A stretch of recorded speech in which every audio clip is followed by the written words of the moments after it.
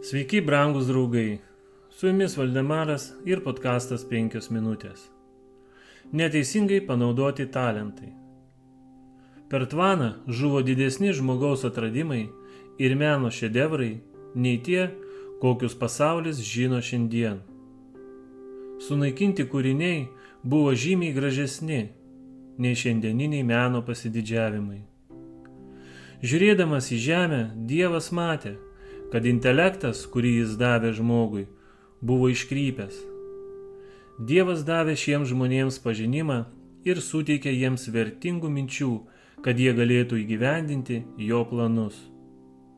Tačiau Viešpats matė, kaip tie, kuriems jis davė išmintį, sveiką protą, naudojo kiekvieną savo proto sugebėjimą savęs patenkinimui ir kad jų siekiai pastoviai buvo pikti. Tvano vandenimis jis nušlavė šią ilgai gyvenančią rasę nuo žemės paviršiaus, o su jais žuvo ir žinios naudotos tik blogiui. Kada žemė vėl buvo apgyvendinta, Viešpats žmonėms savo išmintį patikėdavo žymiai taupiau, duodamas jiems tik tokius sugebėjimus, kurie bus reikalingi įgyvendinimui jo didingo plano. Šiandien pasaulis patiria didelį pasitenkinimą, kalbėdamas apie šio amžiaus progresą. Tačiau Dievas tuo nesižavi.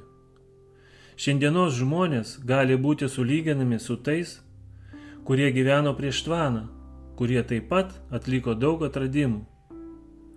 Prieštvaninėme pasaulyje buvo apstu nuostabių mokslo ir meno kūrinių. Adomo, sukurto paties Dievo rankomis, palikuonys buvo apdovanoti tokiais sugebėjimais ir galimybėmis, kurių mes niekada neturėsime. Gyvenusius prieš tvaną žmonės nuo Dievo skyrė tik keletą žingsnių. Jų ilgas gyvenimas ir suteiktas milžiniškas intelektas galėjo būti naudojami Dievo tarnavimui, bet jų intelektas, ta galinga jėga išnyko ir jie paniekino Dievą.